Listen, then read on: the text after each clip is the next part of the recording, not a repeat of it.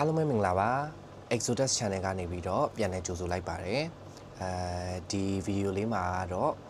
Taurus လေးတွေအတွက် May 2026 မှာ Universe ကပေးခြင်းတဲ့ message လေးတွေကိုပြောပြပေးသွားမှာဖြစ်ပါတယ်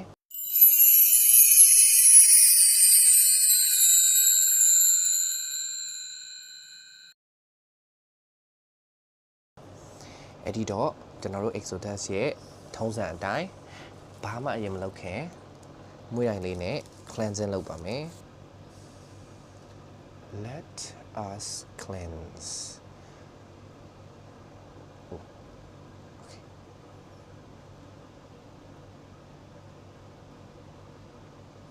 Let's cleanse the area and call in the spirits and open a path to the universe. Okay, let's go.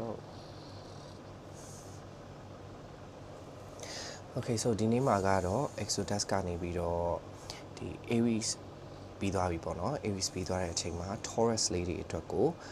May 2026 အတွက် Universe ကပေးခြင်းတဲ့ message လေးတွေကဘာလေးဖြစ်မလဲဆိုတာကိုကြည့်လိုက်ရအောင်နော် So let's knock back front and let's see for Taurus. Oh, already. So Taurus lady to Universe got page and message for May 2026. Okay, let me just do this so that's okay. The aliyah ကြောင့်လာလို့ပြောလိုက်မယ်ပေါ့နော် Exodus မှာဆိုလို့ရှိရင် reverse card လေးတွေကတိတ်ပြီးတော့ holy မရှိဘူးပေါ့နော်အတက်လေးတွေပဲဟောပြတယ် so this time I don't feel the energy as reversed so အတက်လေးပဲပြန်ပြောင်းပြီးတော့ဟောလိုက်ပါမယ်တခါတလေတော့လဲပေါ့နော်အဲ့လို reverse energy လေးခံစားဖြစ်တယ်ဆိုလို့ရှိရင်တော့ဟောဖြစ်တယ်သို့တော့များသောအားဖြင့်ကတော့ဒီကျွန်တော်ကပေါ့နော်ဟောလေးဟောထားတော့တိတ်မရှိဘူး reverse ကို because ဒါကျွန်တော်သင်ဘူးရဲပေါ့နော်ဆရာတယောက်ပြောပြတာတော့ဗာလဲဆိုတော့သူက tarot မှာ reverse မဟုတ်ဘူးပေါ့နော်ဘာဖြစ်လို့လဲဆိုတော့ tarot ရဲ့အဓိပ္ပာယ်ဒီ it's never black and white အဖြူနဲ့အမဲဆိုတာပဲမဟုတ်ဘဲနဲ့ပေါ့နော်ရှာဖွေရတာအတွက်ကြောင့်မို့လို့သူကတော့ဘယ်တော့မှ reverse မဟုတ်ဘူးအဲ့ဒီ idea လေးကိုကြိုက်တယ်ပေါ့နော်ဟုတ်တယ် tarot card ဆိုတာကလေဘယ်တော့မှအဲ့လိုအဖြူအမဲဖြစ်မနေဘူး yes no ဆိုတာမျိုးမရှိဘူးပေါ့နော်သူတို့စီမှာကဘာကိုဆောင်တဲ့နဲ့ဘာကိုရှောင်တဲ့နဲ့ universe ကဘာပြောချင်တယ်တဲ့အတွက်ဆိုပြီးတော့အဲ့လိုမျိုးလေးထားရတာပို့ပြီးတော့အဆင်ပြေပေါ့နော် okay we got 8 no 7 we got 7 so let's do 7 so Taurus immediately earth energy good that's good ပြီးတော့လုံးနေကြအတိုင်းပဲပေါ့နော် top ooh good bottom okay okay Taurus okay work sorry just a habit okay let me just okay see I'm getting reverse but I don't feel the reverse energy no I don't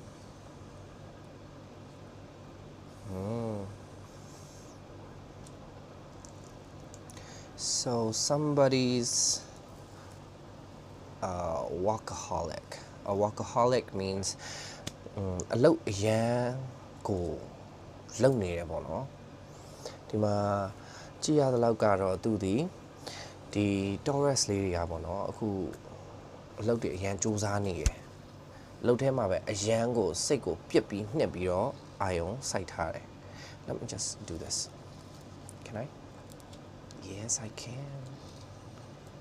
can Okay အဲ့တော့သို့တော့အလုပ်ဆိုတာလေအမြဲတမ်းစူးစမ်းရမကောင်း Okay ဒါကလေစူးစမ်းနေတဲ့သူတွေကိုအဲ့လိုစိတ်တက်ကြအောင်ပြောတာမဟုတ်ဘူးဒါပေမဲ့ rest is a part of the journey okay အနားယူခြင်းဆိုတာခီးစဉ်ရဲ့တစ်စိတ်တစ်ပိုင်းပဲเนาะအဲ့တော့ အလုတ်တွေအရန်စူးစမ်းနေတယ်လို့အလုတ်တွေထဲမှာပဲလုံးဝစိတ်နှစ်ပြီးတော့ပြစ်ပြီးတော့ရန်အားလုံးမေ့ထမင်းမေ့ဟင်းမေ့လုံနေတယ်ဆိုတာလေးကိုမြင်ရတယ်နော်ဒီလမ်းကိုပဲရှောက်နေတယ်ဆိုတာကိုမြင်ရတယ်ပြီးတော့ you guys are trying စူးစမ်းနေတာဘာကိုစူးစမ်းနေရလဲဆို you guys want promotion ဒီထက်ထပ်ပြီးတိုးတက်ဖို့ယာဒူးတိုးဖို့ငွေကြေးပုံမဝင်ဖို့နော် for more abundance for more opportunities for a higher place ဒီထက်ပိုပြီးတော့ကောင်းတဲ့နေရာတစ်ခုရောက်ဖို့ဒီအလုပ်ထဲမှာပဲဒီ work ထဲမှာပဲစိတ်နှစ်ပြီးတော့စူးစမ်းနေကြတယ်လို့မြင်တယ် so အဲ့ဒီတော့သူကပြောချင်နေရပါလဲဆိုတော့ have balance okay have balance ဒီအလုံးနဲ့ life I'm not talking about like work life balance okay work life balance ကြောင့်ကိုတော့ပြောချင်တာတော့မဟုတ်ပေမဲ့ you need to have balance okay ဒီ feminine energy နဲ့ masculine energy ကို balance ဖြစ်အောင်လုပ်ပေးဖို့တော့လိုမယ် Taurus လေးတွေเนาะဒီမေလမှာလုပ်ပေးဖို့တော့လိုမယ်ဘာဖြစ်လို့လဲဆိုတော့ဒီအလုံးမှာပဲအရန်လုပ်နေတဲ့တစ်ခါကြလို့ရှိရင်ကိုကတစ်ခါလေးပတ်ဝန်းကျင်ကိုမေ့တာမျိုးเนาะပတ်ဝန်းကျင်ကိုမေ့တာမျိုး belt ရယ်ဆိုတော့ it's a sign okay it's a sign balance ရှိဖို့လိုတယ်လို့ပြောတဲ့တစ်ချိန်တည်းမှာပဲအရှိရနေပြီးတော့တန်ချောင်းခောက်တယ် so it's a sign เนาะအဲ့တော့ confirmation ပဲ balance ရှိအောင်ထားပြီးအလုပ်တွေအရန်လုပ်နေတဲ့အချိန်မျိုးတွေမှာဆိုလို့ရှိရင်လေပတ်ဝန်းကျင်ကိုမေ့တယ်เนาะထမင်းမေ့ဟင်းမေ့လုပ်တဲ့အချိန်မှာကိုယ့်ရဲ့ပတ်ဝန်းကျင်နဲ့ဝေးကွာတာเนาะကိုယ့်ရဲ့ချစ်သူခင်သူမင်သူမိသားစုတငယ်ချင်းချစ်သူရည်စားတွေနဲ့ဝေးကွာခြင်းနားမလည်ခြင်းတွေဖြစ်တတ်တယ်เนาะဒါကတော့ထုံးစံပဲလောကကြီးဆိုတာလေ energy exchange နဲ့အလုပ်လုပ်တာအဲ့တော့ကိုကတစ်ဖက်မှာ energy အများကြီးပေးနေပြီဆိုလို့ရှိရင်နောက်တစ်ဖက်မှာရောတတ်တာတော့ဒါထုံးစံပဲအဲ့ဒီတော့ energy ကို balance ဖြစ်အောင်လုပ်ပါ your feminine side and your masculine side must be in balance in May 2026 Taurus okay Taurus လေး balance ဖြစ်အောင်ထားပေးပါ okay เนาะ so I in a piece of shit but I don't see too much of passion you know you need to look up okay not down ပြောချင်တဲ့သဘောတရားကတော့ဘာလဲဆိုတော့ကိုယ်စီမှာရှိတဲ့ကိုယ့်ရဲ့ပိုင်ဆိုင်မှုကိုသွားနေတဲ့လမ်းကြောင်းအပေါ်မှာလက်ရှိပြစ္ဆုတ်ပံကာလကိုပဲကြည့်နေတယ်No?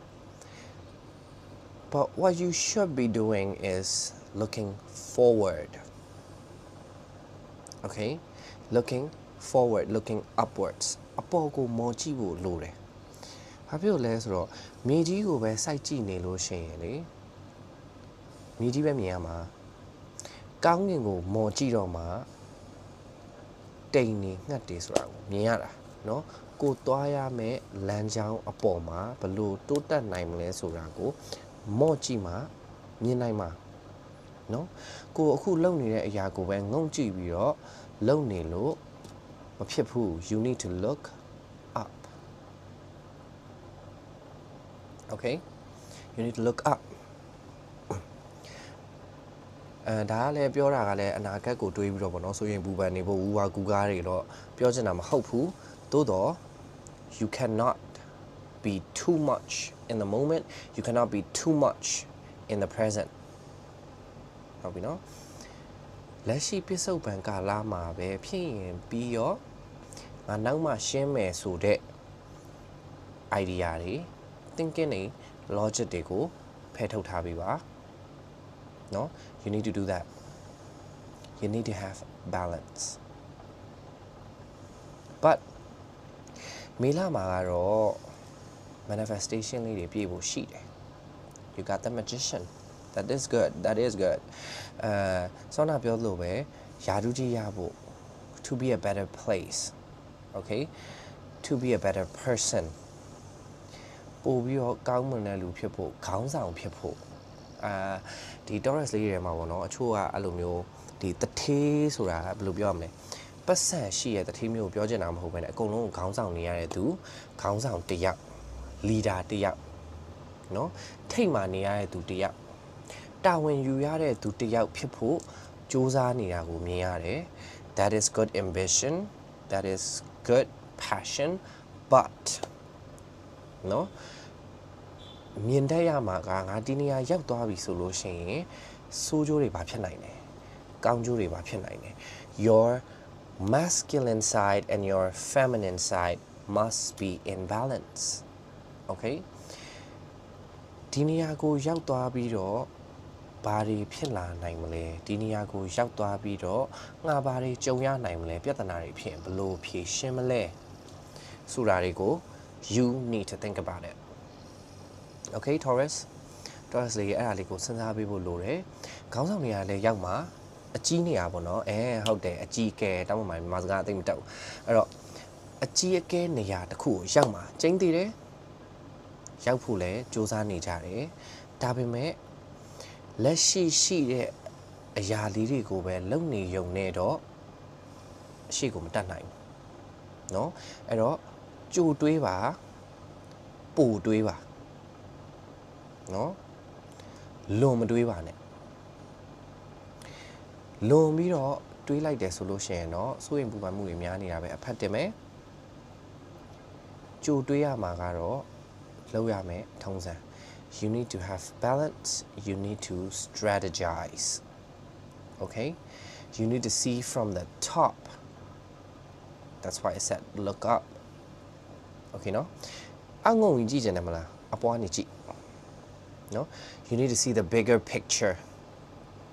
Okay? You are not seeing the bigger picture. The ponji che biro jibo lo ade. But jikai de kulongo. မြင်ဖို့လိုအပ်တယ်เนาะဒီပုံရဲ့အလဲတနေရာလေးတောင်းတနေရာလေးကိုရောက်နေတဲ့နေရာလေးကိုပဲကြည်နေလို့မပြီးဘူးเนาะ and also Tauruses ဒေါသလေးတွေရှော့ပါเนาะဒါကလေဖြစ်တတ်တယ်အလုပ်ပေါ်မှာအယုံဆိုင်နေတဲ့အချိန်ကိုကအလုပ်ကိုထမင်းမေ့ဟင်းမေ့စူးစမ်းနေတဲ့အချိန်မှာစိတ်ပင်ပန်းမှုဆိုတာရှိတယ်အဲ့ဒီစိတ်ပင်ပန်းမှုကိုဒေါသအနေနဲ့မပြောင်းပြစ်ပါနဲ့เนาะဒေါသလေးတွေကိုထိမ့်ပါစိတ်လေးတွေကိုလျှော့ပါเนาะ Tauruses ဖြစ်နေတဲ့ဆန္ဒတွေပြည့်လာပါလိမ့်မယ်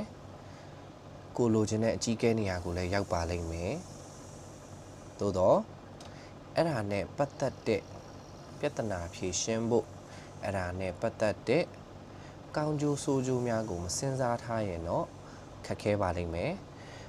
စဉ်းစားပါ strategy ကိုဆွဲထားပါလို့ Tarot လေးက warning ပေးနေပါတယ် and also this is like very very good energy okay ဘာလို့လဲဆိုတော့1 2 3 4 5เนาะ Tarot မှာကိုက1 2 3 4 5အစင်လိုက်ကိုလာနေပြီ you need to plan it step by step ဘာဖြစ်ရင်ဘာဆက်လုပ်မယ်ဘာဖြစ်ရင်ဘာဆက်လုပ်မယ်ဘာမဖြစ်ရင်ဘာလုပ်မယ်ဘာမဖြစ်ရင်ဘာကိုမလုပ်ဘူးเนาะ you need to plan every step အုံနောက်လေးကိုသုံးပါနှလုံးသားနောက်လိုက်တာလေးတွေနည်းနည်းပြန်လျှော့မယ်ဟုတ်ပြီเนาะနည်းနည်းပြန်လျှော့မယ်เนาะ okay so choice day Lame, you'll have choices. Okay? You will have choices. Lare khaja ne sona byot lo be strategize. Byuha ko sway tha ba. No? Byuha ko sway tha ba. Sit mye pyin ko myan na chin sain ji ba. No? Jaw pe pi do ko myin chin de neya ko be ma myin ma ne. No? Ngou ma ji ba ne apaw ko mo ji tha ba. ဟုတ်ပြီเนาะ so Taurus လေးတွေစူးစမ်းပါဖြစ်ချင်တာတွေအကုန်လုံးဖြစ်လာပါလိမ့်မယ်ခွန်အားရှိပါเนาะကြံ့ကြံ့ခံပါ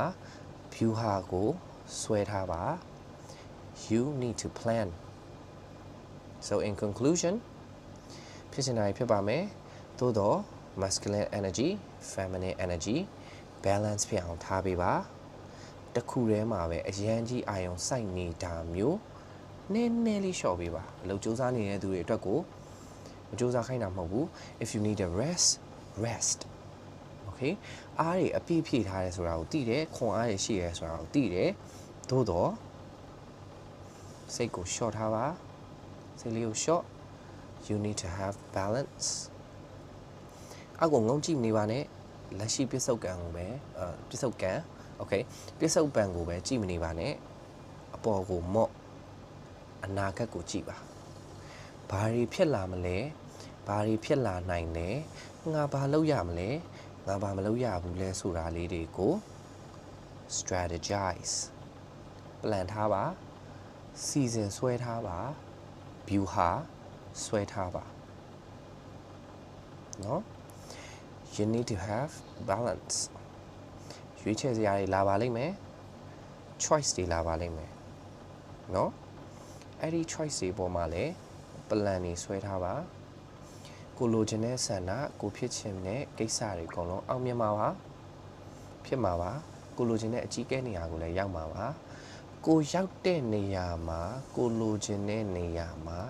ရောက်ပြီဆိုရင်ကြာရှည်မြဲနိုင်အောင်လို့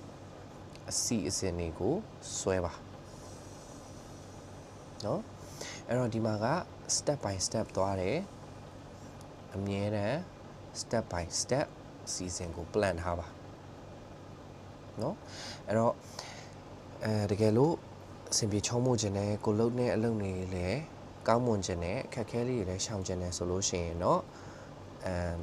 Exodus ကပေးနေကြအတိုင်းပဲဟုတ်ပြီเนาะဖျားကိုတောက်တော်ကြီးကပ်ပါเนาะနှစ်ခွက်ကပ်ပါဖျားဆိုတာလေ Exodus ကပြောနေကြအတိုင်းပဲရွှေကုံဖျားသွားမှ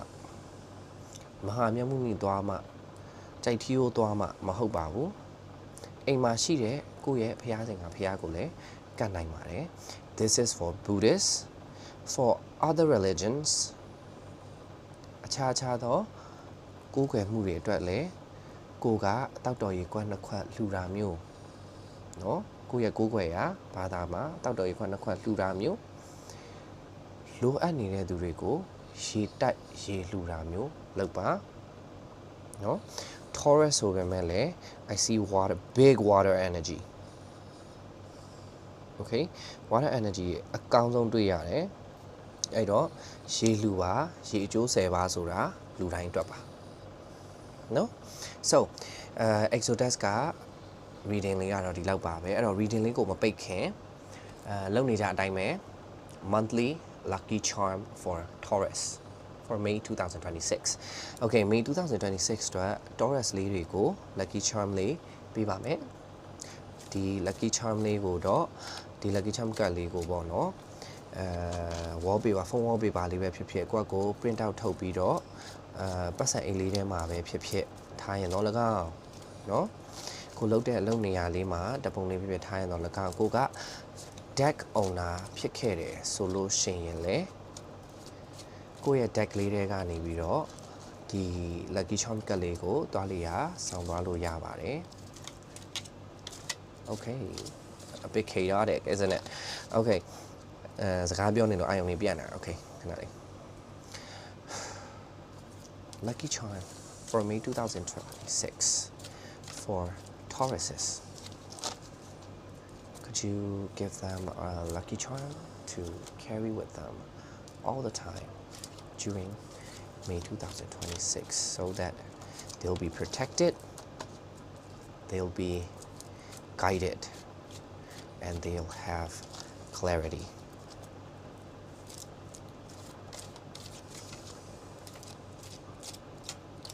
okay for most of the time lucky charm တွေကိုပေါ့နော်အများဆုံးအားဖြင့်ကတော့ဒီပြုတ်ကျလာတာလေးပဲ okay you guys want to fall okay deck လေးတွေကပေါ့နော် shuffle လုပ်နေနေပြုတ်ကျလာတွေကိုပဲပေးတတ်တယ်ဒါပေမဲ့တစ်ခါတလေပေါ့နော်ဒီလိုမျိုးပြုတ်မကျလာတဲ့ခါကြလို့ရှိရင်ဒါကရွေးခိုင်းတာပေါ့နော် universe ကကိုရီကို lucky charm ရွေးခိုင်းတာ အဲ့ဒီအတိတ်ပဲကလေ you guys are very lucky you know အရန်ကန်ကောင်းနေဖြစ်တဲ့အတွက် lucky channel မှာမလို့ okay နော် okay you dropped thank you so lucky charm လေးကတော့ page of swords page of swords လေးကိုကြည့်လိုက်မယ်ဆိုလို့ရှိရင်သူကလေအနောက်လေးကိုတစ်ချက်ပြန်ကြည့်နေရတာအဲ့တော့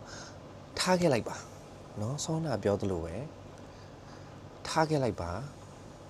အောက်ကိုပဲငုံကြည့်မနေနဲ့ကိုရှိနေတဲ့နေရာမှာပဲငုံကြည့်မနေနဲ့เนาะနောက်တနေရာကိုကူးဖို့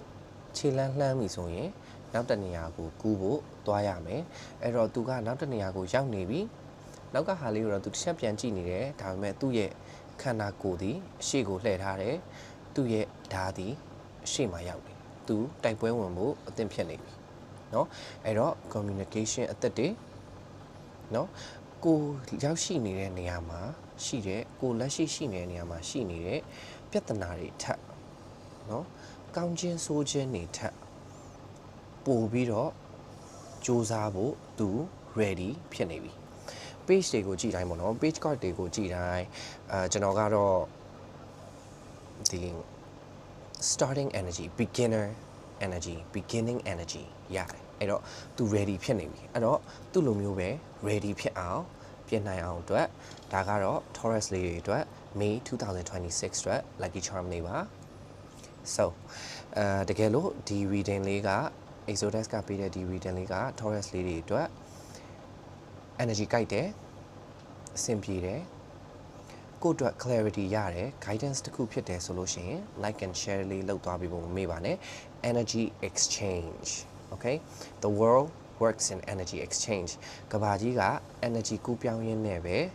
အလုပ်လုပ်နေတာပါအဲ့တော့ like and subscribe or like and follow if you're on Facebook oh my god my tongue Facebook မှာဆိုလို့ရှိရင်တော့ like and follow ပေါ့ YouTube မှာဆိုလို့ရှိရင်တော့ like and subscribe လုပ်ပေးသွားလို့ရပါတယ်အဲ့တော့နောက် reading လေးမှာပြန်တွေ့ပါမယ် Exodus out bye